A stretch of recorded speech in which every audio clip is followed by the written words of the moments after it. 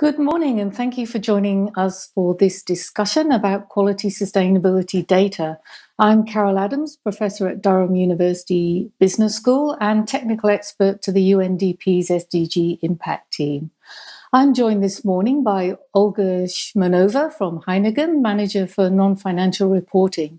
Olga has extensive experience in internal audit related to sustainability information, risk management, and non-financial reporting. And Kristen Sullivan is a partner at Deloitte, leading their US sustainability services and their global audit and assurance climate services.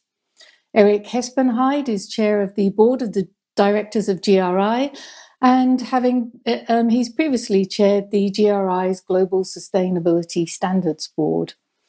So welcome, everybody, and thank you very much for your time in joining us for this discussion.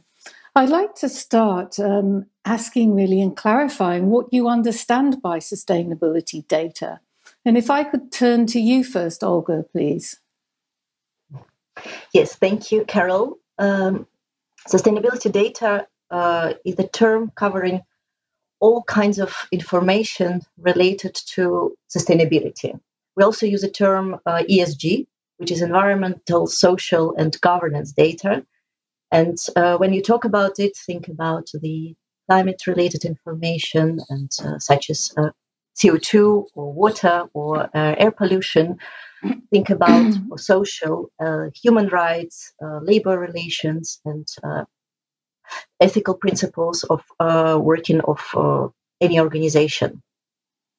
And data related to sustainability is a very vast term. It covers a lot of areas, as I said, and also requires a lot of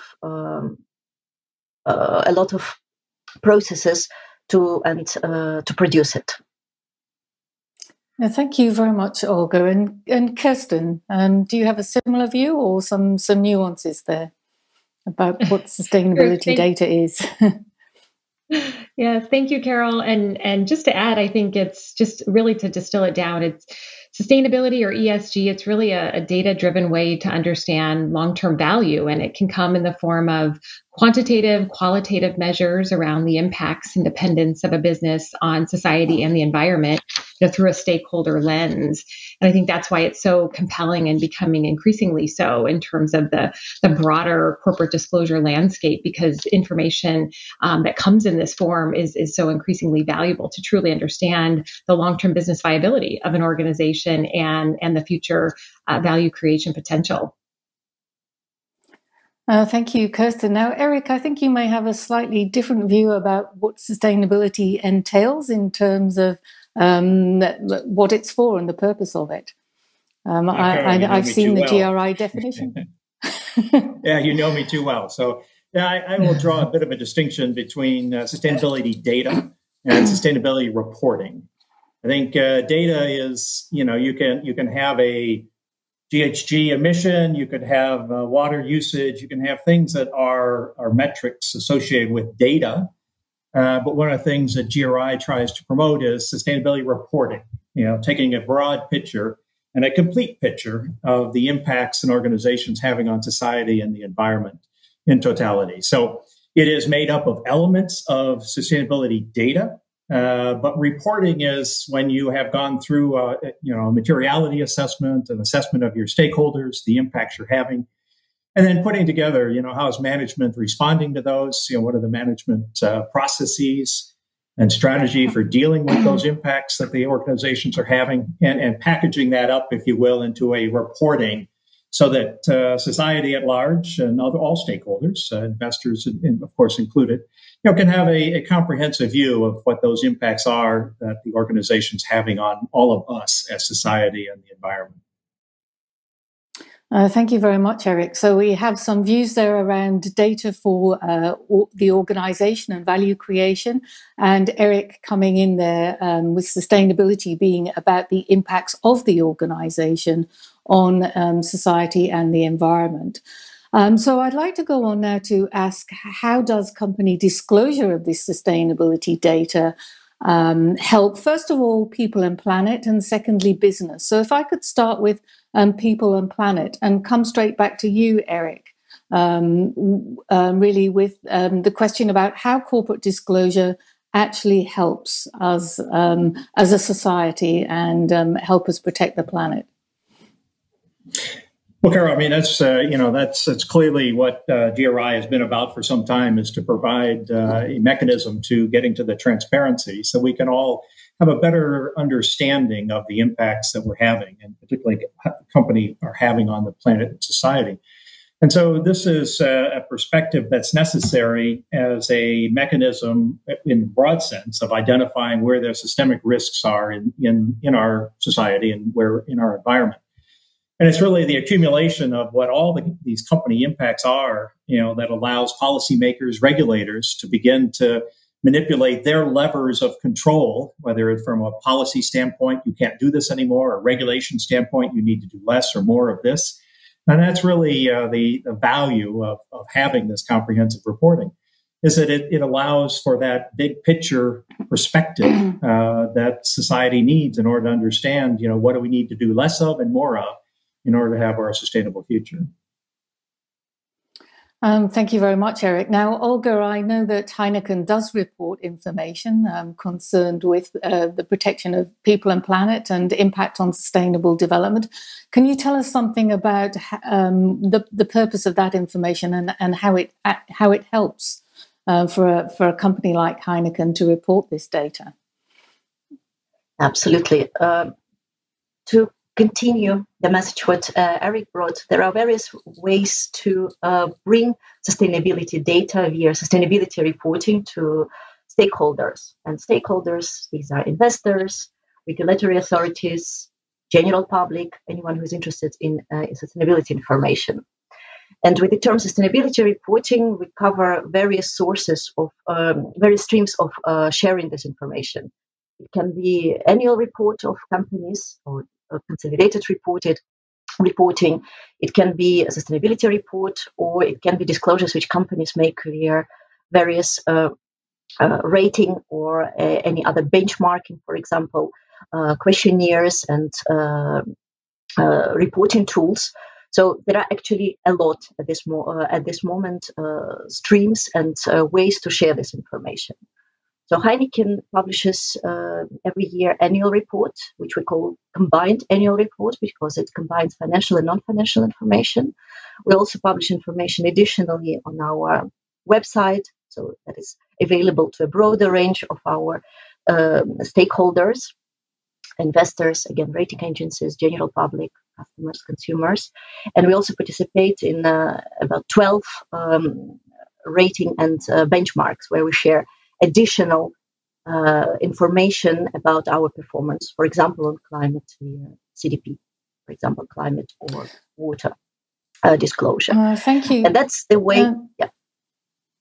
Yeah, thank you, Olga. I might come back to you in a moment, give you a moment to think of an example of where you have used this data to manage your impact on sustainable development, manage your impact on society and the environment at Heineken. I'll come back to you in a moment.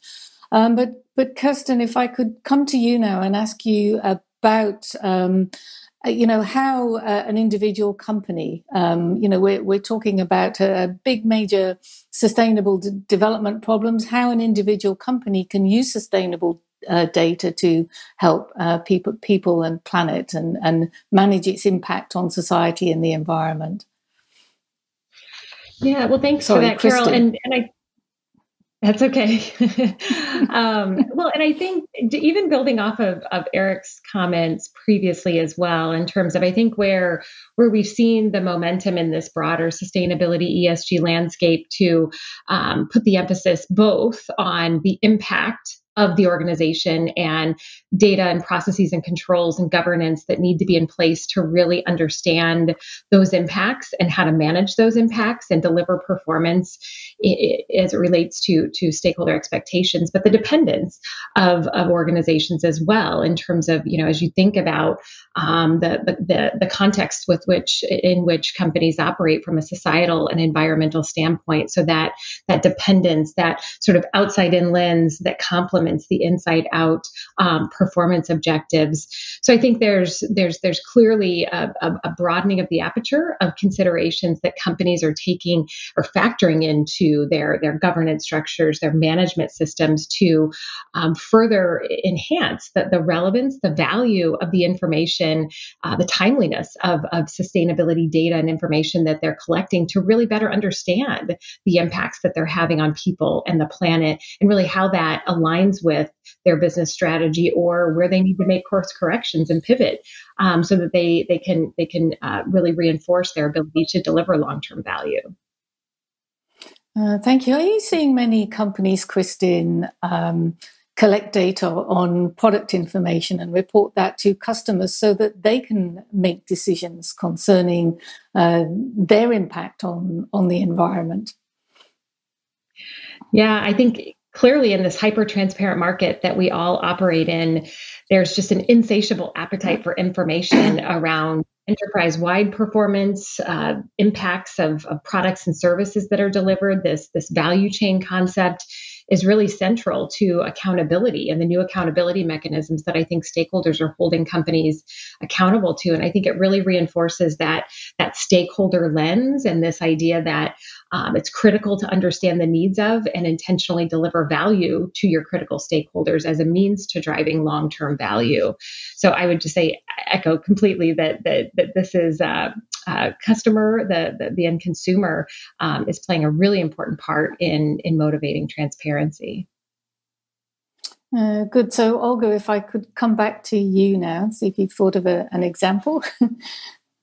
Yeah, sure. Again, fully agree with what Kristen just mentioned. If we look at various groups of our stakeholders, so for investors, we share information which they can use for their decision taking. So it's a short and longer term, in particular, information about our sustainability performance. So they can embed it in their forecast models and build their assumptions about performance of the companies, compare us with other companies. For our customers and consumers, we disclose information about our product. They're getting more and more interested in the companies which provide added value in sustainability terms. They search for products which are really answering their views on what a sustainable and ethical company is looking like.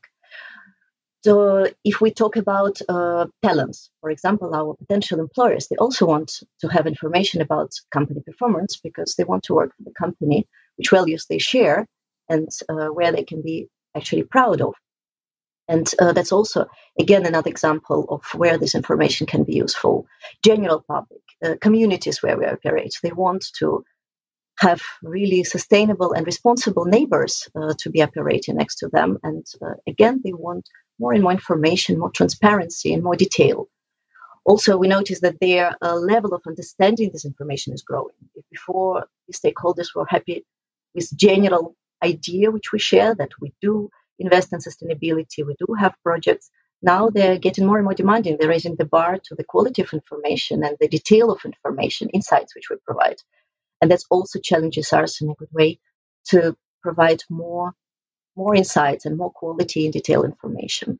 So that's development in this area, which is also very, very important for us. Thank you very much, Olga. And Eric, if I could come back to you to see if you want to pick up on any of these points. And I'm also interested in your views on the current the current talk about addressing climate issues first, and really starting with that. Well, I'm going to start with a response to the previous, and then I'll get to climate. And I think, this, as I listen to it and listen to some of the debates going on around the world around, what is the sustainability of the individual product? And I think that's critically important for consumers to make informed choices about the products. The challenge, of course, is that a company can have a very sustainable product that excites consumers. At the same time, producing products aren't quite so sustainable. And this is where you get back to this And one of the things that, is particularly in debate, of course, in the EU is around greenwashing. Are companies cherry picking the good stuff that they do and actively promoting that and have a lot of product advertising and so on associated with those things that they have figured out how to do in a sustainable fashion, at the same time not making quite as much progress on perhaps other elements of their portfolio or other operations, which is why, again, we get back to this comprehensiveness of the reporting in order to give a fair and balanced view of the entire operation. And that's really what we're striving for. I think as a consumer, I very much value getting the individual information about the products that I may or buy or do buy. But at the same time, I think we need to be cautious that there's also other elements of organizations that are going on. And so I think that comprehensiveness is something that I'll just continue to pound the table about. Now, to your question around climate first, I have no objection to that. I think it's sadly, it's one of these situations where had we as society, as a global community, taken action the 20 or 30 or 40 years ago, when the signals were starting to arise and these things were beginning to be understood in a more comprehensive way. Unfortunately, we failed to take the actions then. And as we have cascaded down through the years, we now find ourselves in a situation where climate impacts are having a greater impact on the entire breadth of business and society. And so it becomes much more material, financially material, to individual organizations. Had we taken actions some decades ago, perhaps we might not be in this situation. So yeah, I do think we need to have some intense focus on climate. I think the focus, unfortunately at this stage, needs to be more around adaptation than it is prevention. I think we're already seeing the impacts of weather changes around the world and climate impacts. So I'm happy for that, but I hope it's a lesson in, if we leave things that we can identify today that are out on the horizon, that are impacting society in a systemic sort of way, but not individual companies. That's why we need to have that lens at across the future horizon on the issues that if we don't do something about them today, and I'll put biodiversity out there right now, then we're going to have the same issues that we have with climate adaptation and climate disclosures, to make sure that we are, again, adjusting the levers of policy and investment and behavior in order to address those challenges. Thank you very much, Eric. And I certainly agree that product information can't replace the corporate information, and customers do look towards the corporate information and the reputation of the company on these issues overall. And on the climate, yes, and of course we know that climate change does impact on a whole lot of other sustainable development issues. And I think we do need to watch how we're going with the other ones, and not having a detrimental impact on, say, poverty and diversity as a result of taking action on climate change. I want to now talk about the benefits of transparency for companies, and we've talked about two different kinds of data. One looking at the impact of the organization on sustainable development, and the other one looking at the implications for sustainable development issues for the company itself. And, I guess there's a range of stakeholders that are interested in both parts of that.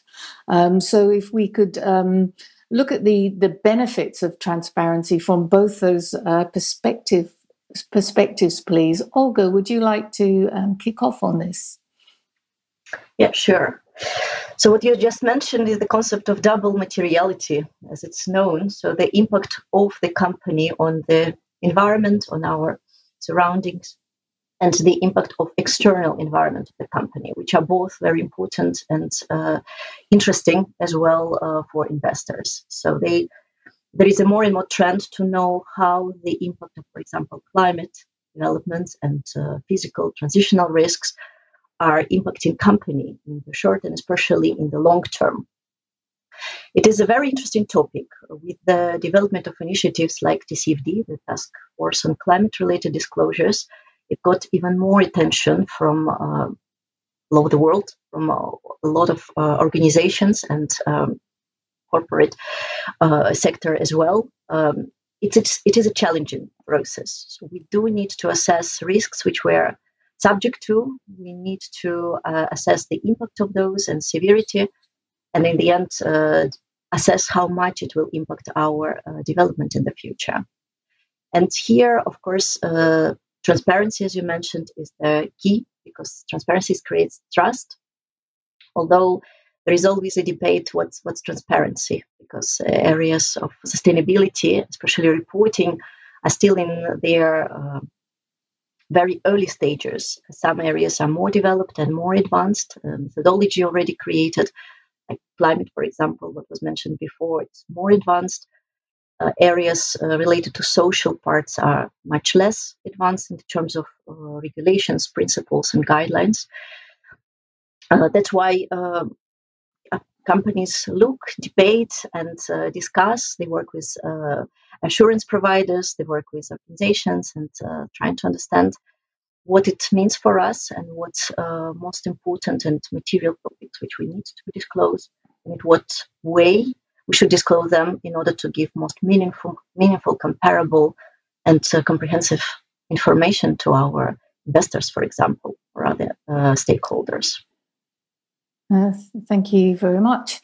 Now, Kristen, my own research has really found that reporting on even risks to the corporation of climate change and the risks to the investors is very poor indeed, and there's very little reporting on the physical risks of climate change, even in high impact industries.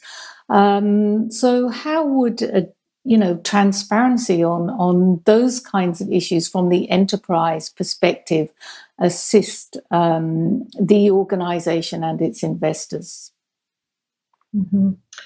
Yeah, I think you highlight a really important point. I think that we all recognize that this is a journey. This whole conversation around sustainability, sustainable development, and transparency is a tool for sure. It still is evolving, and I think there are a number of reasons for that. I do think though that transparency in its truest sense, in terms of the conversation around value, and again that how an organization effectively captures, measures value, to whom value is delivered. When you think about whether it's a stakeholder, an investor who's assigning value, it's a employee that's contributing value. Looking at the stakeholder lens through that lens of value, and how that informs how an organization is communicating on both the risks and the impacts and opportunities of the business. So I think that the real opportunity with transparency, especially in this maturity that we find ourselves in, is that accountability and the emphasis on valuable disclosure is a mechanism to instill credibility and trust. And I think as the sophistication of stakeholders continues to grow and increase, that the accountability component is just going to continue to surface. And with respect specifically to climate related risks and opportunities, clearly there's the really tremendously helpful framework of the TCFD, the Task Force on Climate Related Financial Disclosure, has proven that there is now a mechanism that creates just a more consistent approach to defining the risk from a physical, a transition standpoint, and really compelling that transparency around how an organization across any sector is really more intentionally understanding risks and putting some definition around how they think about time horizons and what the future could look like in different scenarios. And then how do they put meaningful measures and then ultimately disclosures around their performance and their future strategy and plans. And so at the end of the day, I think transparency is critical to the market to drive that accountability. And as we see the sophistication that's prompted by not only the competitive landscape and the capital markets, but as policy and regulators continue to become much more active in this space, I think we're going to see the benefits of that transparency. Yeah, thank you. And Eric, a recent KPMG survey showed that the vast majority of large organizations around the world report their impacts on social and on society and on the environment. What are the benefits that you're really seeing in your GRI community for organizations to report on their impacts on sustainable development? Yeah, so thank you, Carol. And I'll take that in two parts. One is, transparency and reporting isn't the objective. The objective is to have better information to make better informed decisions, whether it's by the company or by society or policymakers. So transparency in and of itself is a mechanism, if you will, and reporting is a mechanism, to drive, as Kristen was saying, accountability. And so I think what we see and what we hope is happening is that as companies are challenged to understand what their impacts are on others by virtue of their operations and what they do and their products they make, that they can internalize that so that they can understand, how do we improve upon that? And I'll just take a very simple example that arose some number of years ago when we started first talking about emissions reporting. And companies said, well, what are you talking about? And when you start peeling back, well, what are the sources of emissions? And you start looking, well, I'm burning diesel fuel, natural gas, I'm burning regular fuel. I mean, there's a whole mix of, what creates those emissions for any individual company.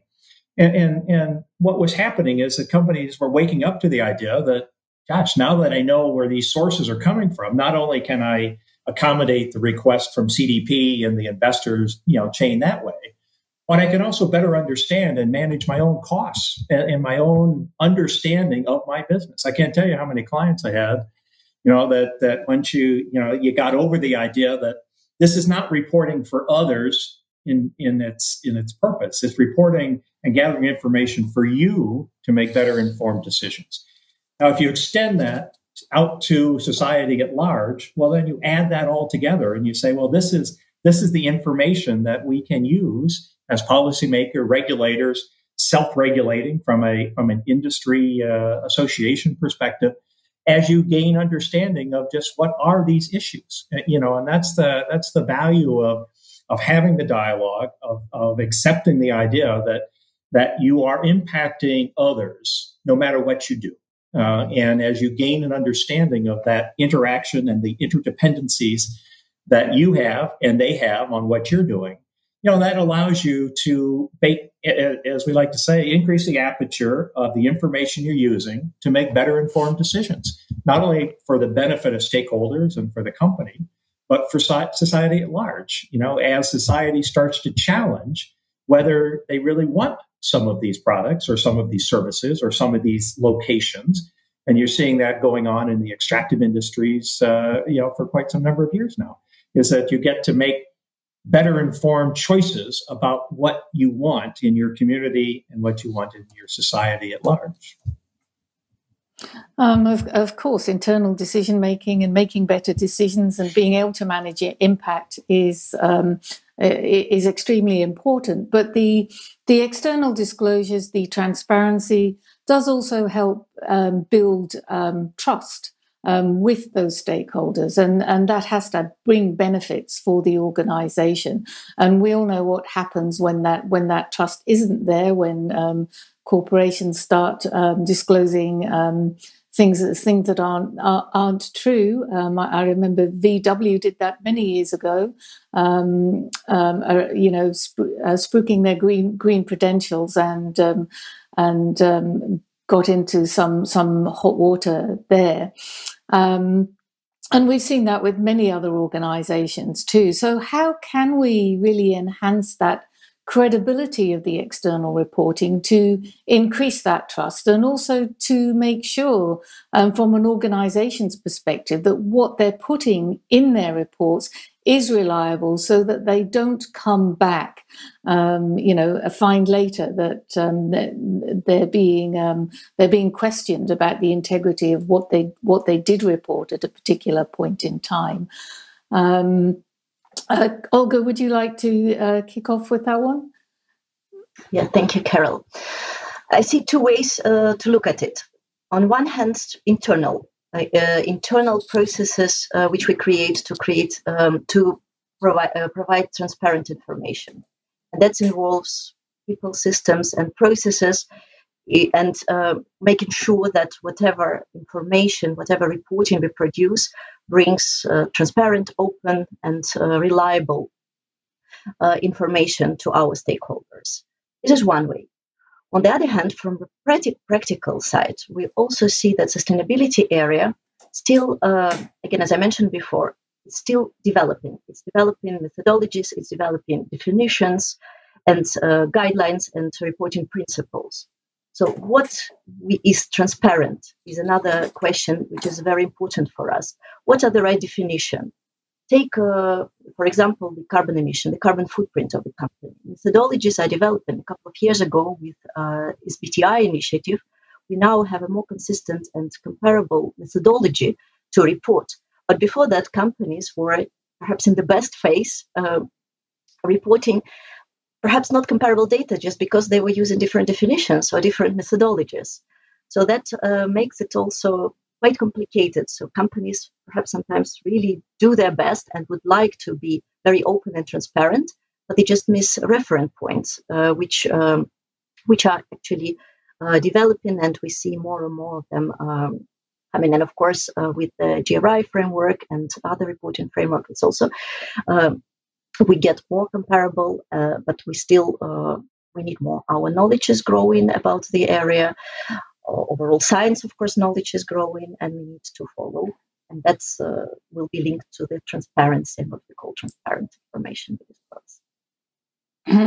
Thank you, Olga. And Kristen, what are the benefits of assurance in terms of enhancing credibility of reported information?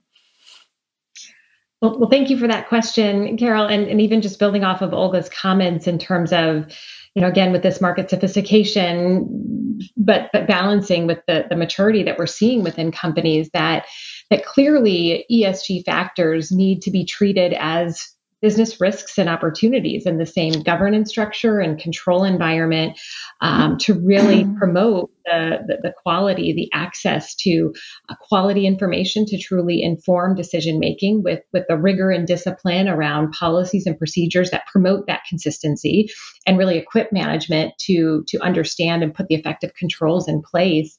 When you think about governance in its broadest sense, an effective component of an effective governance structure is the role of assurance, and really the tool that can represent as a lever for management and the board to really enhance their own confidence in the timeliness, the quality, the usefulness of that information. Back to Eric's point, that this is all about how do you better and more effectively manage risk and optimize for opportunity.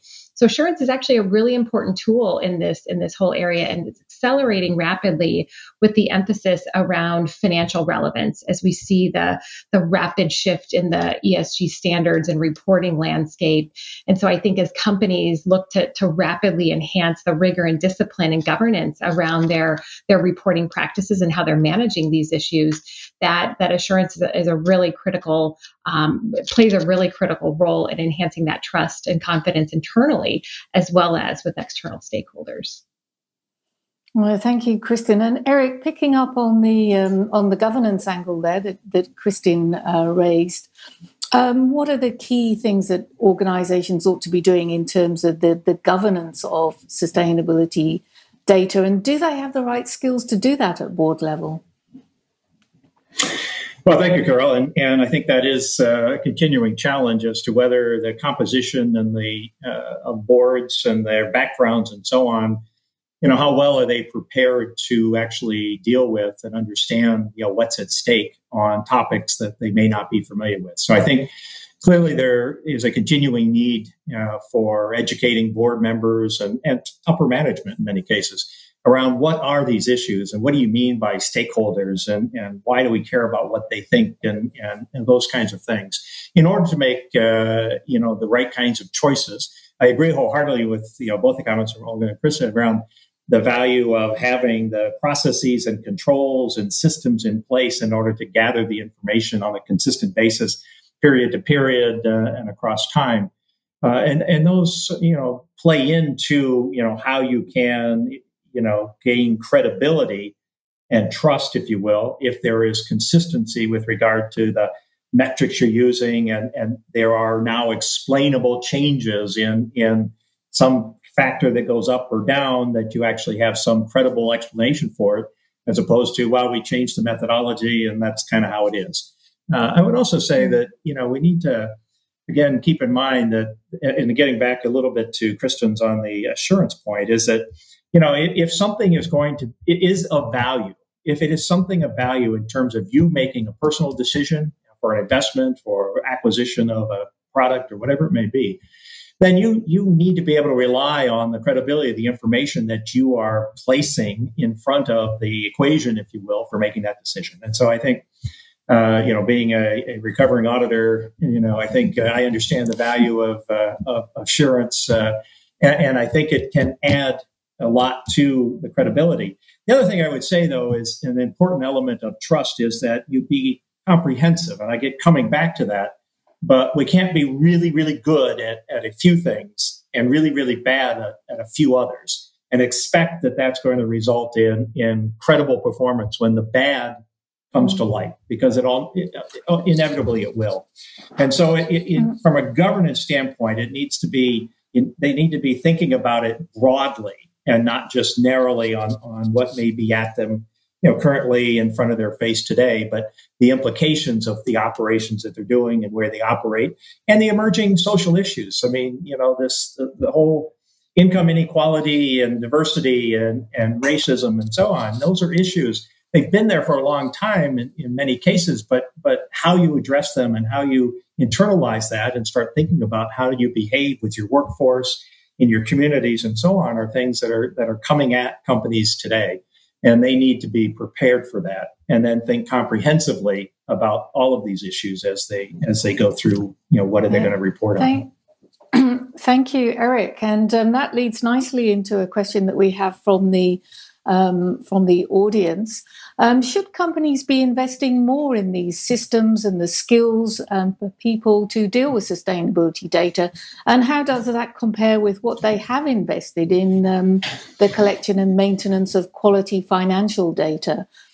Kristen, if I could ask you to come in on that one, please.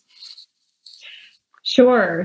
I think the simple answer is yes. I do think, though, that's quickly followed by it all depends, in terms of the sense of urgency and the sort of the series of trade-offs and considerations that an organization needs to keep in mind. I think, sophisticated reporters, if you will, in terms of those who have been reporting for a long time, have clearly established processes and controls.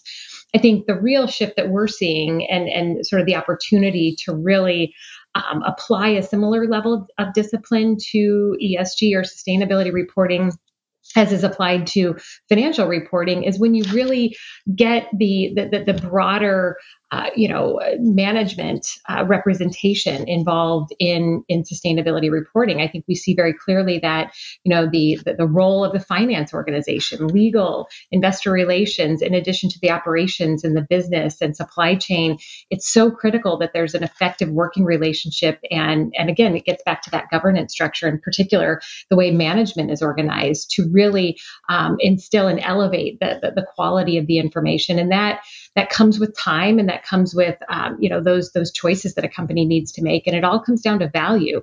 As a company gains that appreciation of how timely, higher quality information enables them to make better decisions and adapt more flexibly to disruptions that every organization, as we've experienced over the last year, is facing. Thank you very much, Kristen. And that brings us to the end of our session. Thank you all very much for your inputs. It's been a very interesting discussion. So thank you all. Thank you. Thank you. Thank you.